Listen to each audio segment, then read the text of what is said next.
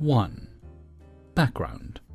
At the time of this story, I, at the time 24, female, was riding a career high. I was working for a famous in my country screenwriter, and we were doing projects for Hetflix and Spamazon. I put writing my book on hold for this.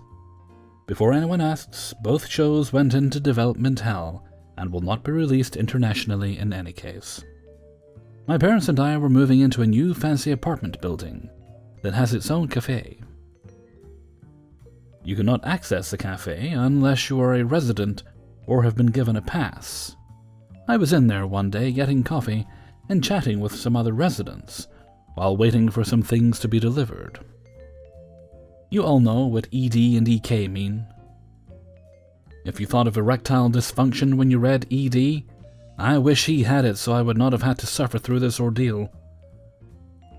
A nice couple was telling me how much I was going to like living there, and how nice everyone in the building is, when in walked ED and EK, an 8-year-old girl in tow. A cold wind blew and my steaming cup of coffee turned tepid. ED, who I have never seen before, points at me and says, "Ink in the water. You're the famous writer." I writhed under this accusation, as I was in no way famous, and had no idea who this lunatic pointing at me was. The couple backed away, and EK runs at me and hugs my legs. Thrown off balance, I dropped my coffee onto my foot, which turned back to scalding the moment it touched my foot. Howling in pain, I hobbled to a sofa and sat down, as the staff scrambled to get me some ice. EK still had a death grip on me, and I had to pry her off. The nice couple was handing me napkins when ED plowed through them and pointed at me again. "Ink in the water. You look just like your mom. I met her in the lobby, and she told me you're a writer and that you were here. This is my kid, Ms. Kleptomaniac." Perhaps useful information now. In my country, it's customary to live with your parents until you're married. Please don't give me shit for this. They're lovely and I adore them. EK was now setting down her backpack next to me. "I'm sorry, I have no idea who you are." "I'm Mr. Asshat, so since you're a writer, you can do EK's homework for her. And give me your number so I can set up a time to give you her English lessons every day." This is about when I thought I was having a stroke. I'm a teacher now? Is this kid opening up a textbook? I think you have the wrong person. I don't teach. "I know, but you can start now. It's our duty to teach the youth, so I'll just pick up EK in an hour, okay? I actually have to run. I'll get your number from your mom." And he walked out. Leaving me with this loud, belligerent girl who insisted on going through my purse. She then proceeded to shove her homework at me and demanded that I do it while she played on her iPad. Spinning with pain and confusion, I pried my purse away from EK, who immediately began to scream. I hobbled out of there, wincing, while EK stayed inside and demanded that the staff give her cookies. I made it to the lobby where ED was terrorizing others. He looks at me and apparently loses what's left of his fragile mind. "What are you doing here? I told you to finish EK's homework. Did you leave her alone in the cafe?" "Yeah, that's not my job, and yes, I did. I need to get something on my foot. You can go get her." ED proceeds to bar my way to the elevator and demands that I wait until he gets EK, so we can all go up to my apartment and I can do her homework there. This is where I kind of lost it. I yelled for security and they came running, took one look at me leaning against a wall in pain, and escorted me into the elevator. ED was yelling the whole time, saying he would be up there soon. So here is where it gets worse. In the elevator, security informed me that he was a realtor and not a resident. He would not be allowed up to my apartment after what I told them. Upstairs, my parents were horrified, and my mother apologized for telling anyone what I did. Apparently he told her and some others that he was a resident. ED cornered her in the lobby later and demanded my number. She gave him a piece of her mind, told him I was injured, and told him that her foot would be someplace unpleasant if he or his kid ever approached me again. He backed down, but told her I should be more understanding because Ink in the Water is old enough to get married and have her own children. Who stays unmarried at 24? She had him escorted off the premises. He is now banned entry for harassing residents. EK stole what she thought were mints from my purse. There were herbal laxatives. Shitty treats for little freaks. 2. So I work in a candy store, and I work the ice cream booth 95% of the time. We have an ice cream that tastes like Fruit Loops. I live in the US, so we still require masks to be in stores. So around 8, EM leans her head into the store and asks my manager if we have masks. We do, so M goes and grabs masks for her and her kids. She closes the door and then reopens it with her 2 kids, about 5 to 7, dashing in and over to the candy wall. No, you're not getting candy. Come pick out a chocolate or ice cream. She grabs him and brings him over to the ice cream case. Hi, how are you doing today? She ignores me. Kid 1 puts both of his hands on the glass and presses his face up against it. EM pulls down the mask. Good. Can we try a sample of the Fruit Loop ice cream? Sorry, we can't do samples. Why? Because of COVID. Why would that change anything? You're just giving people little spoons of ice cream. Because it would encourage people to take their masks off in our store. That's stupid. Just give me the damn sample. I'm sorry, ma'am, but I can't. She huffs and walks away. Because K1 and K2 has snuck away to the main counter. She goes over to them, and they buy some truffles. She starts chatting at a coworker, and can just barely hear it. Your coworker is useless. He can't even give me a sample. He should be fired. You guys give out samples of pralines, which are wrapped and pre-packaged, and he can't give my son a small spoon with ice cream on it? I assumed my coworker finished checking her out, and I thought, ugh, it's finally over. But no, she comes back over to the ice cream case. Can I just get 1 scoop of the Fruit Loop ice cream in a cup? I turn to grab a cup, but as I put down the counter and am about to get the first scoop, she looks up from her phone. What are you doing? Getting your single scoop of Blue Moon, the actual name of the ice cream. I said in a cone, dumbass. I'm dumbfounded. At this moment, not only has she called me useless and said I should be fired, but now she's called me a dumbass because she misspoke. Okay.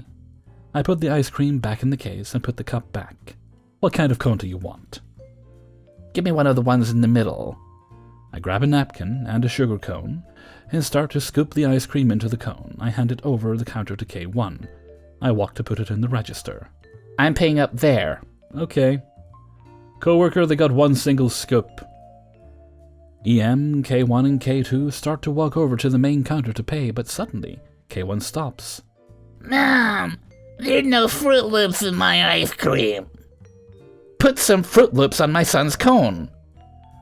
I'm sorry, but we can't put toppings on a cone aside from sprinkles, because they'd be too heavy and fall off. Also, don't have Fruit Loops as a topping. I don't care if they fall off. Just put some damn Fruit Loops on my son's ice cream. K1 shoves the cone back into my hand. Fine. 1 moment. I find M and ask him where we keep the Fruit Loops. He points me to the prep room and asks me why. I explain.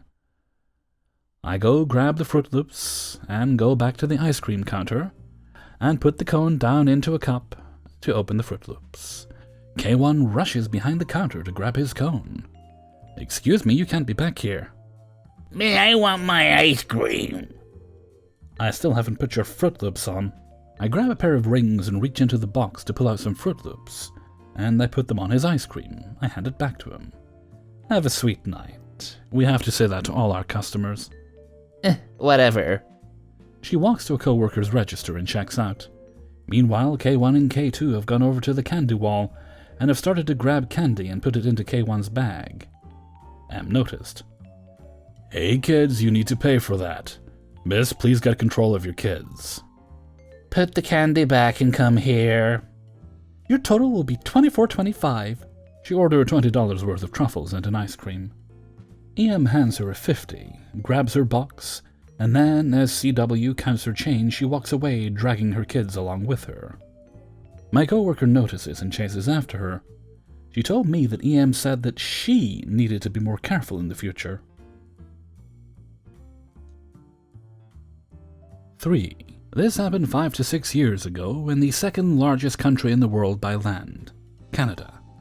Canadians, you rock. I am from Thailand. I will have to include the nationalities for context. I speak English and Thai fluently, and a bit of Mandarin Chinese. This is important later. I went to a summer camp which was basically English classes in the morning and activities in the afternoon. I chose to just go for the sake of a new experience, and it was really fun, except for these 2 days, which really soured my mood for the following week. Before that, I need to point out that I had bought a new bag for my figure skates, which was this solid steel suitcase which you can sit on. Tried and tested, it can take the weight of 2 women. And some ice rinks don't provide you with seats to put your skates on. It has only 2 wheels, but is cleverly designed so that it can climb stairs. While about to leave school on the way to Vancouver Aquarium, I was wheeling my bag behind me when I felt a tug on the handle. I looked back, and it was obvious from the way he was walking. EK, 10-year-old Chinese boy, was more focused on talking to his friend than actually looking where he was going, and going the wrong way. He flips over my bag, which I try to pull to minimize the damage. Don't want him to impale his ribcage in my steel bag, which will hurt. And his hip takes most of the fall. I ask him if he's alright in English, and he laughs and completely ignores me. Continues to talk to his friend in Chinese. Looks like he's okay. I go about my day. Oh, I forgot to introduce the entitled chaperone.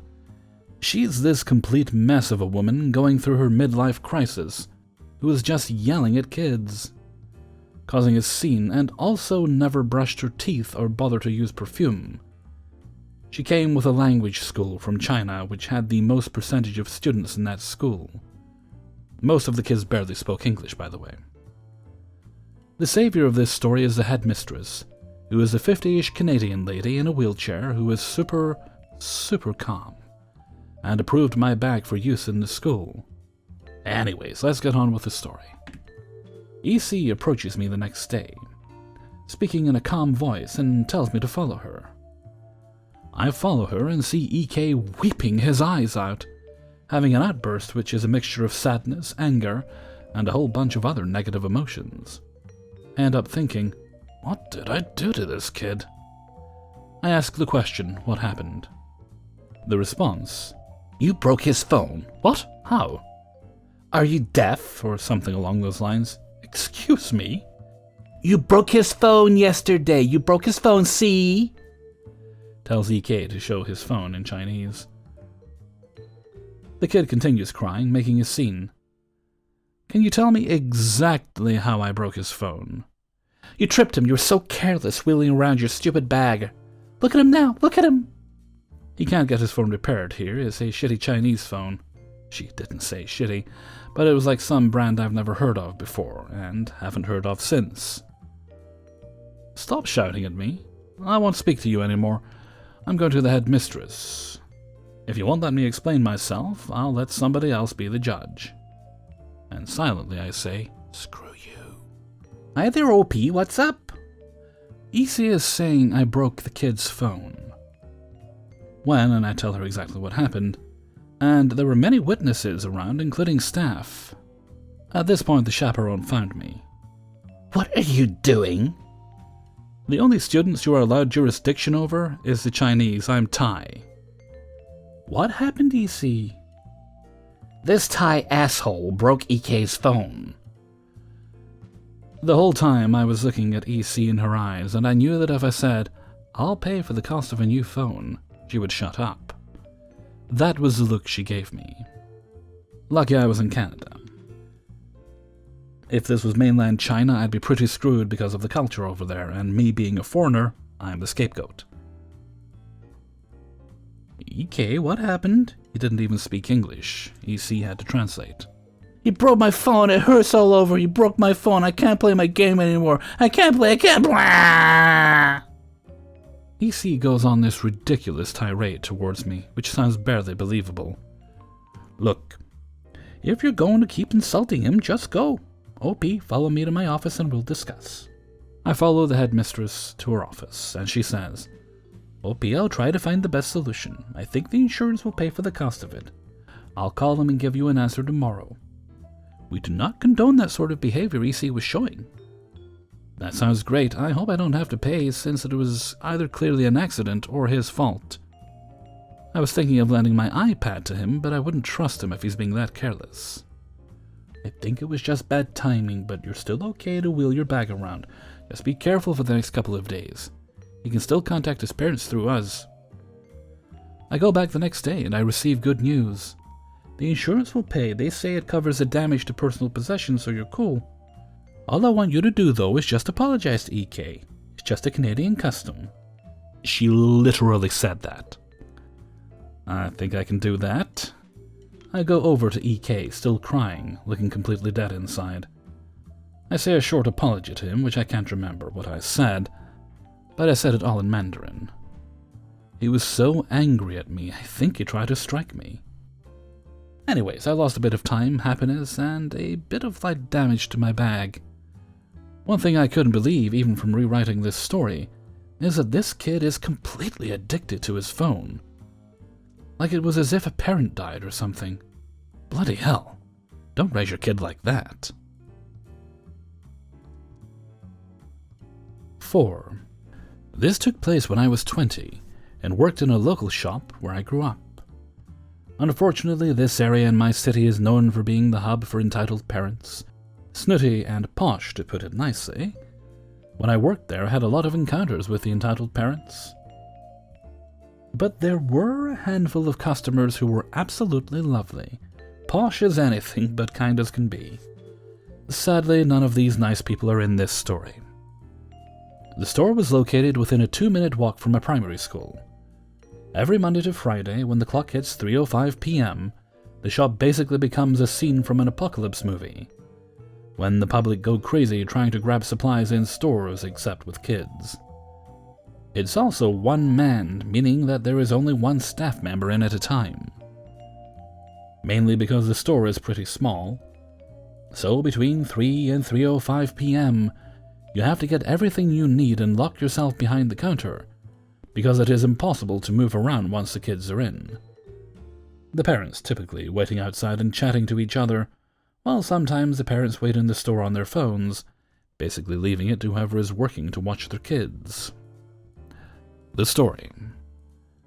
So, 3:05 p.m. hit, and the horde of kids came in, screaming and laughing as usual. According to my co-workers, they tend to all come to the counter at once, and never queue, but I've never had that issue. Sure, some kids try to skip, but they knew if they do it when I'm in, I will ignore them and make them wait till the end.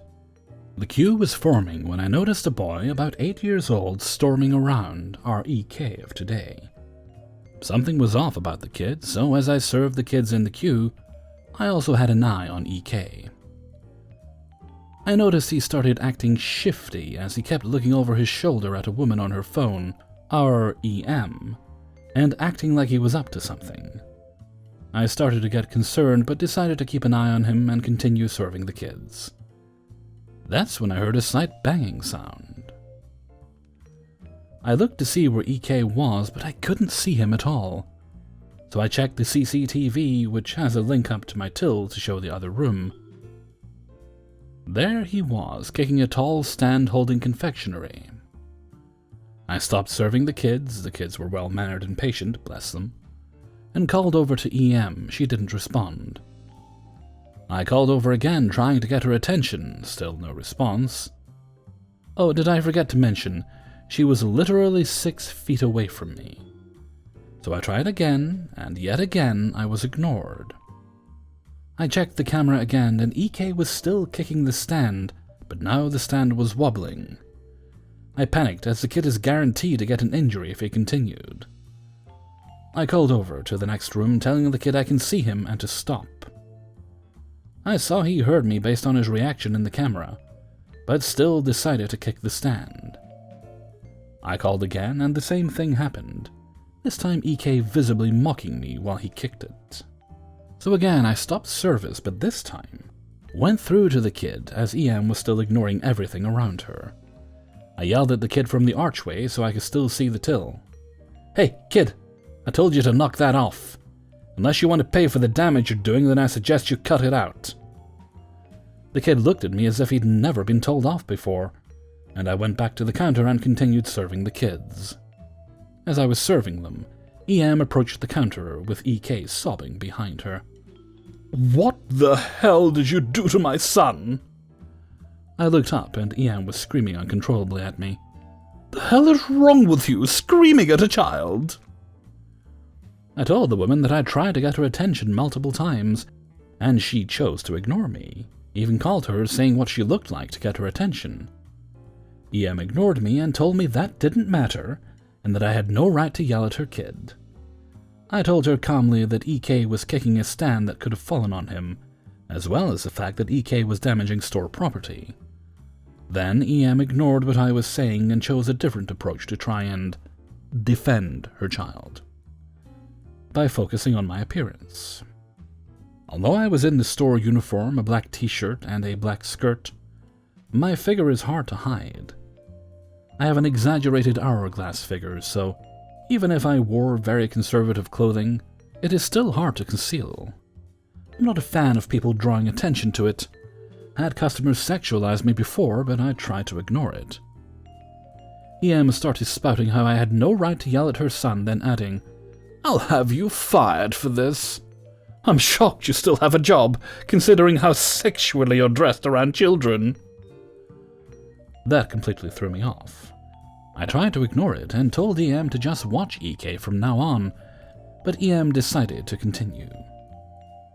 She told me how disgusting I was sexualizing myself around children, how her precious baby shouldn't be exposed to my body, and how I was clearly desperate for attention because I was exposing my figure for their husbands. Saying how she will complain to the owner, who is a dear friend, and have me fired for my inappropriate appearance. I told EM to stop, that her comments were highly inappropriate, and told her to leave. Also telling her that the owner is actually my best friend, he got me the job. She kept saying, "Well, I'm only saying what everyone is thinking. You're disgusting. Yelling at children and dressing like a whore for attention. Absolutely disgusting, and you should be ashamed. This is not the place for," pointing at my body, "this." I stopped trying to be polite after this and told EM to leave immediately or I will have to call the police to remove her. She said how I have no right to remove her, but I responded, "Damaging property, sexualizing me, using profanities in front of children, abusing staff, and let's not forget, negligence towards your own child's safety. Yes, I can." EM screamed at me about owing her an apology for yelling at her son, and saying what I said, but I picked up the phone and started to dial, reminding EM she is on camera. She grabbed EK and left, telling me how despicable I am and telling me how I better not have kids. I didn't call the police, and just put the phone down and continued serving.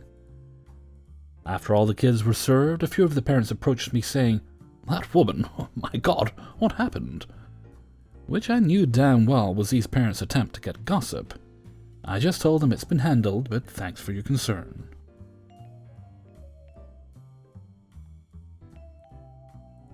Five. This happened this morning, and to be honest, I was furious. But now I'm laughing about it. I work as a horse behaviorist and trainer. I love my job, and can't imagine doing anything else, and I work for a wonderful woman and her daughter. For this story, my hours are important. I'm a night owl, so I do not do mornings, and I tend to ride later at night, and my training hours reflect that. I train the therapy horses when we get them in, and I screen them as needed. During the pandemic, we are not holding any therapy sessions with any of the kids and their families. We do not have any mask requirements due to the outdoor nature of the barn and horses.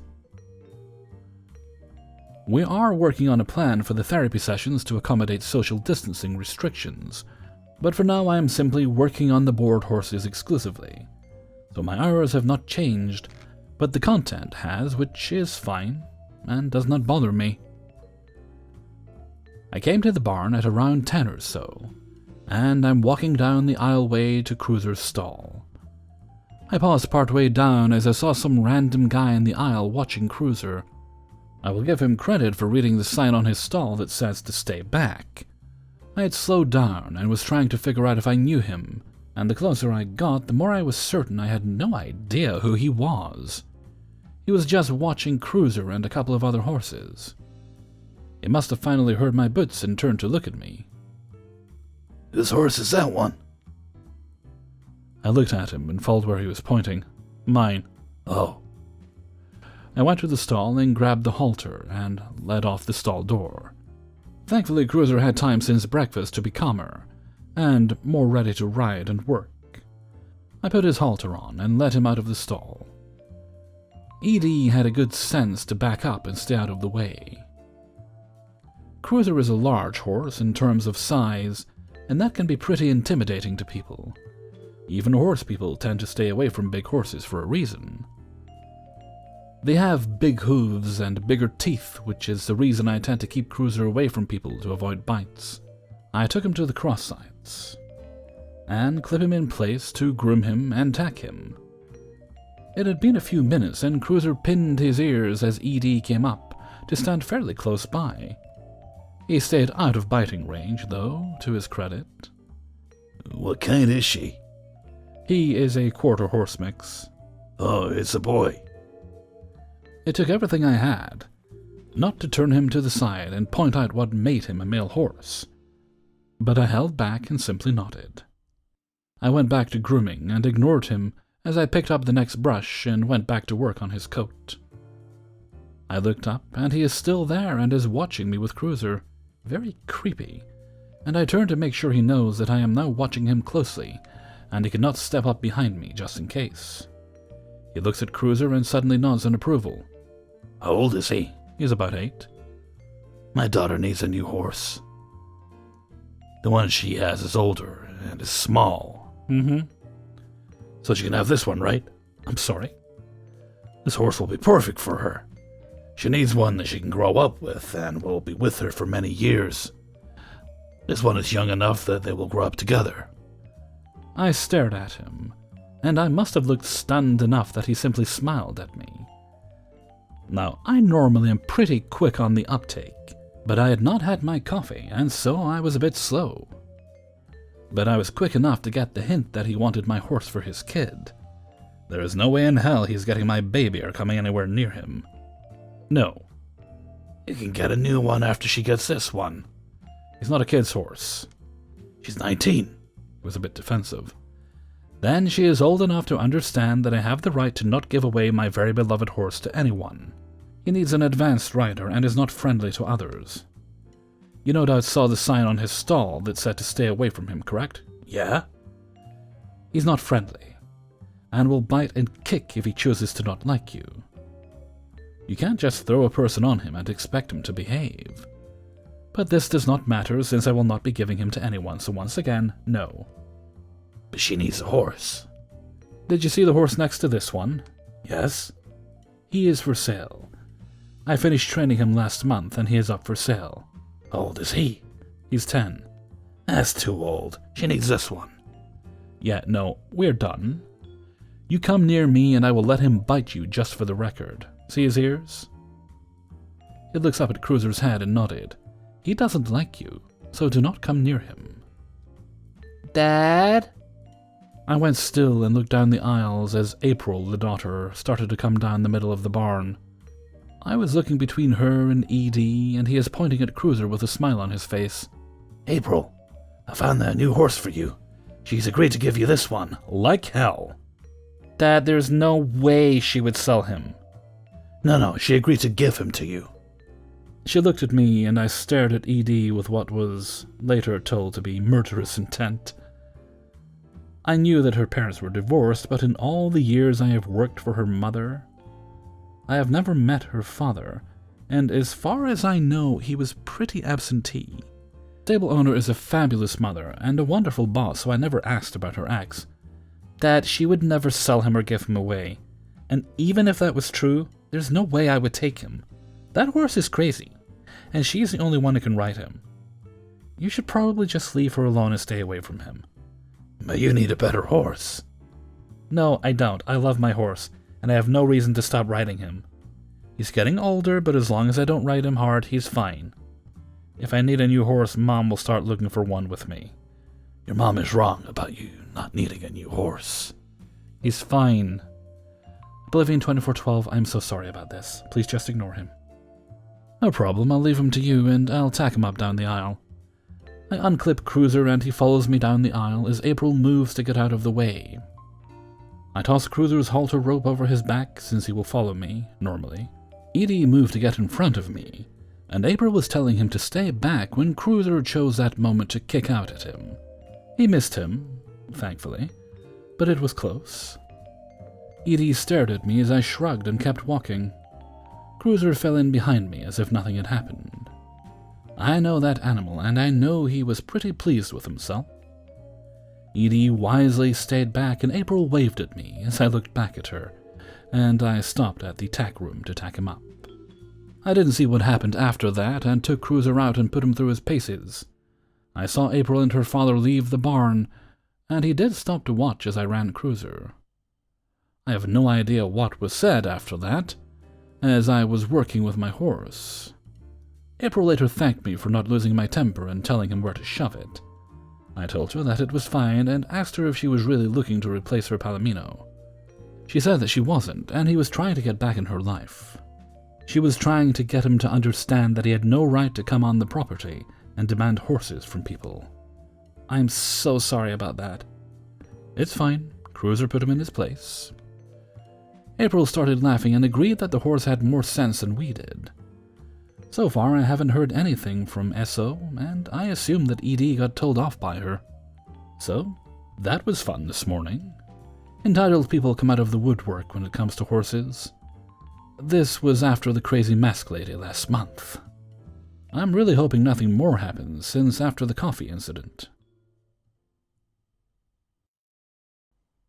Hey everybody, Hellfreezer here, and thank you very much for listening to iPop number 43. And thank you very much to everybody who allowed me to use their stories in this video.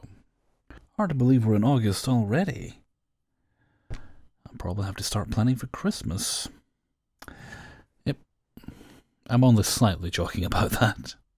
Well, I've got Halloween to buy for my niece before that, just my niece. I don't really get people out the door anyway, and I doubt there'll be anybody walking around the streets this year. And if they come at my door, it ain't getting answered. Yep, so Halloween, then Christmas. Lovely. Okay. I'm a bit frazzled right now, so I'm going to go have myself a rest.